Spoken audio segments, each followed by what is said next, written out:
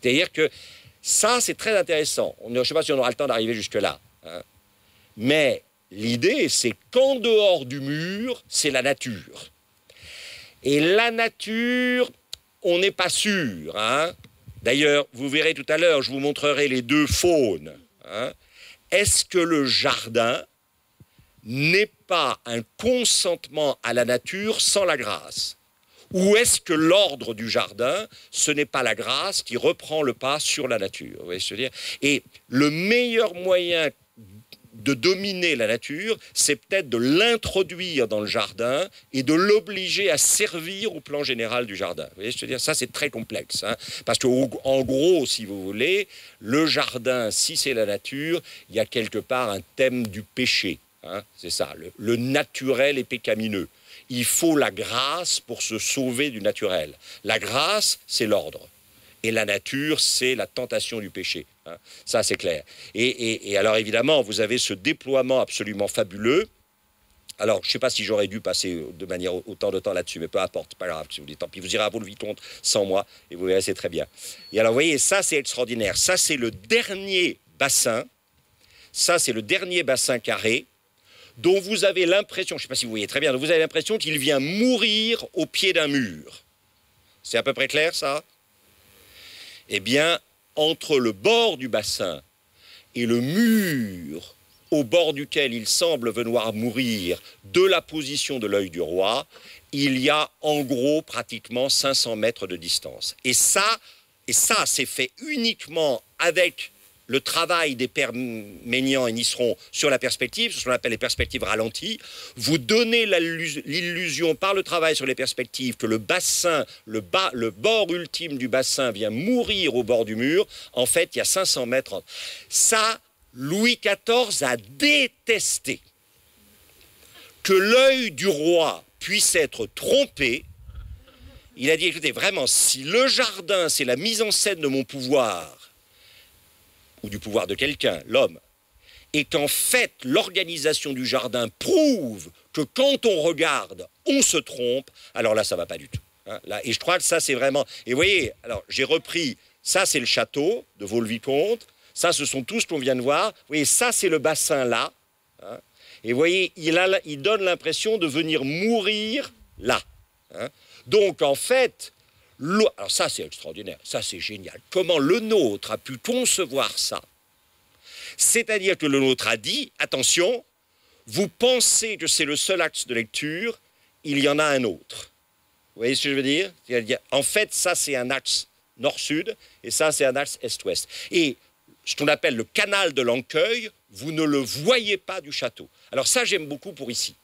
Parce que vous voyez, ici, c'est très intéressant, c'est quand vous vous promenez ici, vous n'êtes jamais sûr que ce soit ces axes-là plutôt que cet axe-là qui soient les axes véritables de lecture. Vous voyez ce que je veux dire? Moi, ça, je trouve ça passionnant. C'est-à-dire qu'ici, on vous dit il y a un grand axe de lecture qui est le passage du temps, hein, c'est-à-dire la chute d'eau qui descend, etc., etc. Mais et quand vous êtes en bas, vous ne voyez pratiquement que ça. Mais quand vous montez, vous allez vous apercevoir qu'il y a une succession d'allées parallèles comme ça qui contredisent l'axe de lecture du château, c'est l'axe de lecture du jardin. Vous voyez, c'est à peu près clair mon truc? Quand c'est pas clair, criez, hein, ou voilà. Mais vous voyez, cette idée que on aurait tendance à imposer un seul axe de lecture et que le jardin va en réintroduire d'autres, nous invitant par là à réfléchir sur les axes de lecture que nous privilégions et pourquoi. Hein. Et voilà, bon, ça c'est la Villa Lante à Bagnaia, dont vous voyez qu'il n'y a qu'un seul axe de lecture qui est un axe évidemment longitudinal. La Villa Lante ne participe pas du tout du système d'ici, hein, parce qu'ici, à la limite, vous êtes déjà dans un jardin. Mais vous n'avez absolument pas... Enfin, si vous ne savez pas comment le jardin est organisé, vous ne pouvez pas savoir que le jardin, effectivement, a un autre axe d'organisation que celui dans lequel vous êtes. Hein. Ça, c'est très, très important. Et alors, bon, je vous l'ai remontré là, peu importe. Hein. Et alors, évidemment, ça, c'est le château. Quand vous êtes au château et que vous voyez ce bassin-là, vous ne voyez pas ces chutes d'eau-là. Là, plus Louis XIV avançait dans le jardin, plus il se disait, mais on se fout de moi. Hein. On est en train de me montrer que quand j'étais tout à l'heure dans la position de l'œil du roi, où je croyais tout voir, en fait, je ne voyais rien. Si on avait voulu irriter le roi, on n'aurait pas fait autrement. Or, il vaut mieux ne pas irriter le roi. Ça donne pignerol pour le reste de votre existence, si vous voyez ce que je veux dire. Hein. Et alors ça, c'est le canal de l'Ancueil. Canal de l'Ancueil, bien sûr, que, évidemment, on ne voit pas quand on regarde la perspective de l'œil du roi. Canal de l'Ancueil qui est, évidemment, conçu en se déroulant le long d'un mur où vous avez un certain nombre de statues. Alors, j'insiste sur 2 statues. Hein, qui sont, regardez, ça c'est le Tibre, alors ça je m'excuse pour nos amis italiens, parce que c'est vraiment l'horreur de la France dominante. Hein. Le Tibre est dans la mélancolie. Pourquoi? Parce que Rome n'est plus dans Rome. Où est-ce qu'est Rome aujourd'hui? Elle est en France, puisque le nouvel impérator, c'est Louis XIV. Hein. Donc, vous avez d'un côté le Tibre qui se lamente mélancolique, et de l'autre, vous avez l'Ancueil qui est tout content. Hein, ça c'est clair, parce que justement, le pouvoir s'est déplacé de Rome vers Versailles et tout ce qui se passe autour d'eux. Et alors c'est très curieux, parce que si vous allez à la Villa Lante, vous avez les 2 mêmes figures de dieux fleuves. Vous savez, les dieux fleuves, ce sont toujours des vieillards avec des urnes d'où s'écoule de l'eau. Et là, vous avez 2, évidemment, qui sont d'un côté, effectivement, le Tibre et l'Arno. Et comme par hasard, tout à l'heure, quand nous nous promènerons dans le jardin, vous verrez 2 figures allégoriques féminines qui représenteront effectivement 2 villes, les 2 villes entre lesquelles est située ici la villa. Donc, il ne faut pas vous donner l'impression que quand vous vous promenez dans un jardin, si vous voulez, l'idée, la grande idée de Samuel Johnson, le critique anglais du XVIIIe, « to improve appreciation into knowledge ». On commence par le goût, c'est-à-dire « ah, que c'est joli, que c'est beau ». Et on améliore le goût par la connaissance. Non seulement c'est joli et c'est beau, mais c'est beau, en fait, parce que ça pense. Vous voyez ce que je veux dire? Donc, les grandes beautés sont des beautés qui pensent, mais qui pensent discrètement, si vous voyez ce que je veux dire. Moi, je pense un peu lourdement, si vous voyez ce que je veux dire. Bon, hein, et donc, c'est pas très beau, je le reconnais. Hein, il faut être lucide. Mais les grandes beautés sont des beautés qui pensent discrètement. Et vous voyez, quand vous avez ces 2 dieux fleuves, l'Ancueil et évidemment le Tibre, que vous avez le Tibre et l'Arno, que vous avez très probablement ici Florence et Pise, ou Florence et Lucca, donc les 2 villes entre lesquelles la Villa Garzoni est située, et qui doit quand même constamment se poser la question de savoir si elle est plutôt florentine, ou plutôt pisane, ou lucchese. Bon, voilà, vous voyez, c'est cette idée que le pouvoir ici ne peut pas se passer d'un dialogue avec Florence et Pise ou Lucca. Vous voyez, ça c'est très intéressant. Et alors ça va devenir l'obsession des jardins à l'anglaise. L'obsession des jardins à l'anglaise, ça sera de créer un itinéraire symbolique, initiatique, dans lequel progressivement vous apprendrez des choses et vous réfléchirez de plus en plus. Alors ça, j'insiste brièvement, mais c'est pas. Vous voyez que on part de la pierre brute et on arrive vers la forme. C'est l'histoire même du jardin.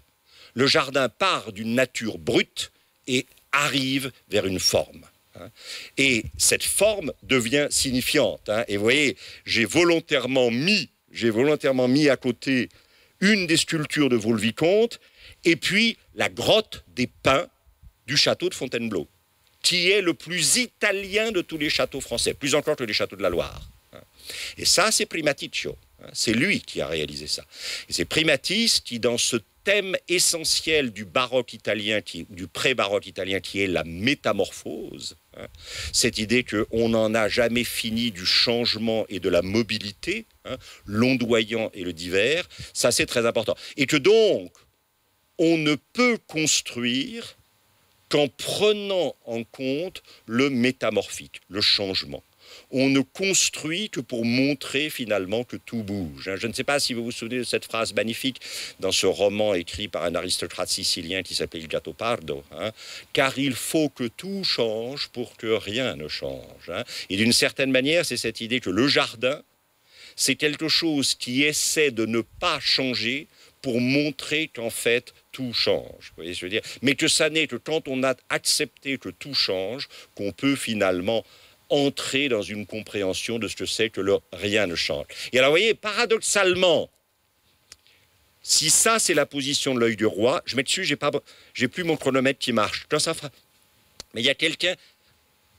Vous crierez, quand ça sera trop long. Et là, vous voyez, ça, c'est la position de l'œil du roi. Or, l'œil du roi ne voit pas ça. Donc, finalement, vous ne voyez la totalité du jardin que quand vous êtes dans la position symétrique opposée à celle du roi, ce qu'on appelle la position du fou. Le fou, c'est celui qui est dans la position opposée symétrique au roi, et c'est lui qui voit tout le jardin, et le roi pas.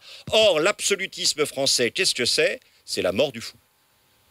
Il n'y a pas de fou dans la cour absolutiste française. Ce qui veut dire que la cour absolutiste française n'est destinée qu'à une chose, à la guillotine. Ça, c'est clair. L'absence de fou, c'est ce qu'on appelle la guillotine, si vous voyez ce que je veux dire. Et ça, c'est un très beau portrait de fou, qui était le fou de la cour des Est à Ferrare et qui est peint ici par Jean Fouquet au milieu du XVe siècle. Voilà. Et alors, ce qu'il y a de très beau chez le nôtre, c'est qu'à la fin, le nôtre, je crois, en a eu ras-le-bol de faire de l'univers géométrique et solide pour exalter la grandeur du roi. Et ça, c'est très malin de la part de le nôtre, qui est à la fois le plus proche des collaborateurs peut-être du roi et en même temps le plus lointain. Pendant qu'il est en train de faire Versailles, il fait aussi en même temps Chantilly. J'ai pas le temps de m'attarder là-dessus. Mais regardez, si vous tentez de vous voyez quoi que ce soit, mais on voit peut-être mieux maintenant qu'il y a moins de soleil. Si tentez, regardez, Chantilly, c'est un jardin d'eau. Sous-entendu, le miroir de l'eau reflète le château et la construction, donc reflète le pouvoir, mais en même temps, il suffit d'un coup de vent pour que la mise en image du pouvoir soit détruite. Vous voyez ce que je veux dire? Ça, c'est complètement le baroque. Cette idée qu'une chose peut se renverser en son contraire dans l'instant. Ça, c'est très important. Et alors, cette idée que, si vous voulez, le nôtre est un baroque, je crois, profondément. Il est obligé de devenir un classique par la mise en scène du pouvoir, effectivement, de Louis XIV, et il continue à pratiquer sa passion baroque à un endroit qui est à l'extérieur du pouvoir, c'est-à-dire chez les Condé à Chantilly. Et dans le baroque, bien sûr, il y a toujours cette idée du théâtral et du spectaculaire. C'est peut-être pas pour rien qu'il y a un théâtre là derrière. Voilà. Alors, les Anglais, c'est tout ça. Ça, c'est très intéressant. C'est un jardin d'anglaise dans lequel vous voyez ce qui va être l'obsession de tout le jardin d'anglaise, c'est-à-dire l'organisation de l'espace autour d'un itinéraire allant de fabrique en fabrique. Alors, le mot anglais « fabric », c'est l'italien, fabrice, c'est-à-dire ce qu'on a fabriqué. Et ça vient de Léon Battista Alberti, du De Re Edificatoria, où il dit « Il n'est pas bon qu'un jardin soit abandonné complètement à la nature. Il faut y mettre des éléments de culture qui dialogueront avec la nature. » Et vous voyez ici, vous avez un petit tolos grec, dans lequel le propriétaire du jardin, sa femme et sa fille sont en train de contempler le jardin. Et ce qu'il y a d'extraordinaire, c'est que si vous regardez, vous ne voyez pas le château. Le château n'est pas dans l'axe du jardin. Donc, le château n'est pas le roi, le cerveau, l'homme. Et si vous regardez ici, si vous vous retournez, vous voyez bien que la maison n'est pas dans l'axe du jardin. Ça, c'est très intéressant, ça. C'est-à-dire que la maison n'est pas la mise... Alors, vous me direz, il y a peut-être la configuration du terrain, ça c'est sûr. Mais si on avait voulu construire la maison en haut de la chaîne d'eau, on aurait pu. Mais on l'a mis à côté. Ça, c'est très intéressant. Cette idée que le naturel est laissé à lui-même, sans le contrôle de... Vous voyez ce que je veux dire? Sans le contrôle du roi. Bon, je vous ai remontré ça ici. Et alors ça, j'adore.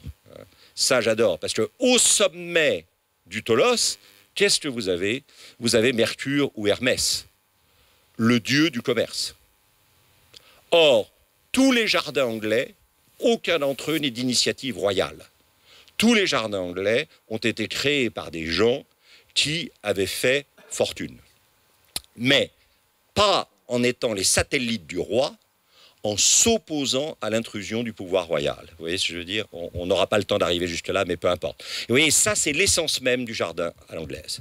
C'est-à-dire une citation d'architecture classique, à l'intérieur de laquelle vous avez une citation de sculpture classique, la Vénus Médicis, et ceci est situé, regardez, là, parce que je vous ai montré. Et alors ça, c'est fabuleux. Ça, c'est ce qu'on appelle une vista. Le jardin anglais est fait d'une succession de vistas, de points de vue, où vous voyez au bout d'un point de vue qui a été soigneusement aménagé, vous voyez une fabrique et vous vous dites « j'ai envie d'aller là ». Et vous y allez. Et ça n'est qu'une fois arrivé à cette fabrique que vous découvrirez la vista suivante et la fabrique suivante. C'est-à-dire qu'au lieu d'avoir ce regard royal qui voit tout partir de lui et qui voit tout revenir de lui, vous êtes en fait dans un jardin où il vous faut partir à l'aventure et ensuite capitaliser au fur et à mesure des rencontres la leçon du jardin. Vous voyez ce que je veux dire? C'est complètement différent. Hein. En ce sens-là, je crois qu'on l'a dit, ça a été très bien dit par Baridon, hein, le jardin à la française est un jardin théâtral, le jardin à l'anglaise est un jardin romanesque, c'est-à-dire une succession d'épisodes comme dans le roman picaresque. Et c'est pas pour rien que le roman anglais, Defoe, Swift, naît au XVIIIe siècle en même temps que le jardin anglais. Ça, c'est clair. Alors, bon, je vous ai montré ça, puis en plus, c'est pas suffisamment grand. Mais vous voyez ça, c'est l'envers de ça. Et quand vous êtes ici, vous vous dites, tiens, j'irai bien jusque là-bas. Mais vous n'allez pas pouvoir y aller. Parce que derrière les deux petits pavillons qui sont là, qui sont des fabriques sur lesquelles je n'ai pas le temps de m'attarder, vous allez avoir ce qu'on appelle le ha-ha. Alors le ha-ha ou le saut de loup, c'est quoi? C'est quelque chose qui, quand vous êtes dans le jardin, vous donne l'illusion que le jardin se continue de manière ininterrompue. En fait, à un moment, vous allez avoir un mur que vous voyez ici, mon Dieu, assez solide, hein, assez sérieux. Et derrière le mur, la pelouse ou l'herbe remontera en pente douce mais rapide, ce qui fait que de l'intérieur du jardin, vous ne voyez pas la solution de continuité, vous ne la voyez. Ça, c'est très important. Parce que ça, c'est l'anti-mur français.